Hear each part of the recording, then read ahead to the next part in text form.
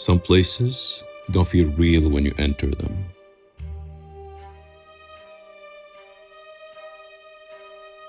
This one is hidden in Brazil, a museum, a garden, a maze, and somehow a mirror.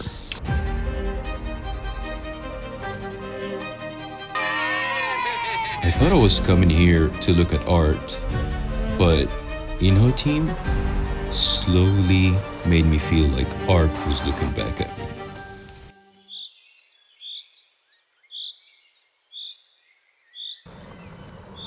me. The most incredible museum I've been to.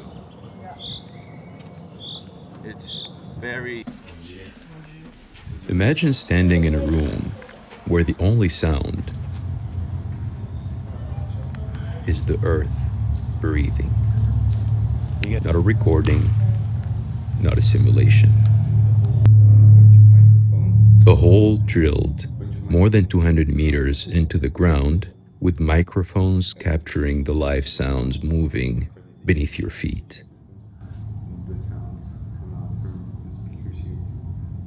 This is Doug Aitken's Sonic Pavilion. And this is where Inhotim changed the rules for me. And then, almost immediately, the feeling changed. Inside a glass geodesic dome, deep in the forest, there's a tractor holding a tree, roots ripped from the earth, bark painted white. Matthew Barney created this from a performance during Carnival in Salvador in 2004.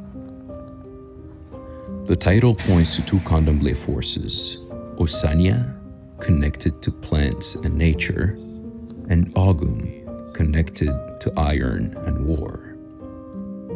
Creation versus destruction.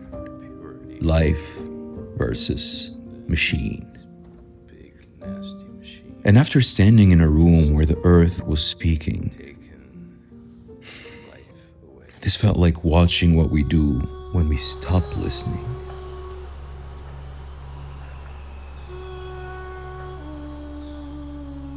And then you walk into this, La Memoria de las Manos, the memory of the hands.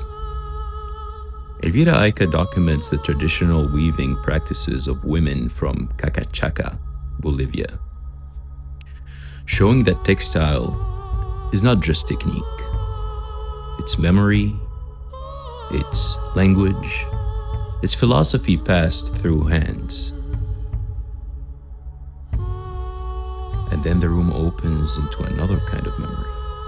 Claudia's and Andujar's photographs of the Yanomami, faces, rituals, daily life, and a world under threat.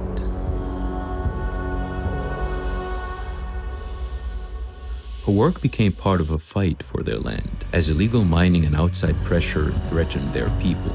In 1992, the Yanomami territory was officially recognized. Some memory is woven, some memory is photographed, but both are trying to do the same thing: keep the people from disappearing. And once you start seeing that pattern, you see it everywhere. Inhotim doesn't let you look away from history. The rooms kept bringing me back to people, indigenous people, black people, faces and bodies that history often pushes to the edge. But here, they were not background. They were the center.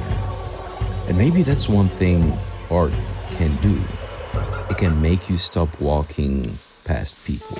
I didn't choose the Shaolin life. The Shaolin life chose me. 30 seconds to make one piece of art. Go.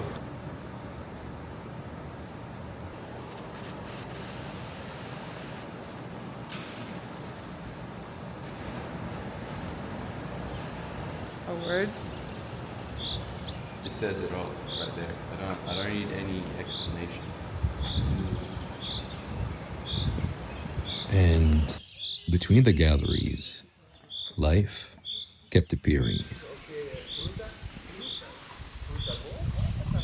Uma preferida. Yayoi. Candles. A cone. And then you turn a corner and you're inside something you don't have words for.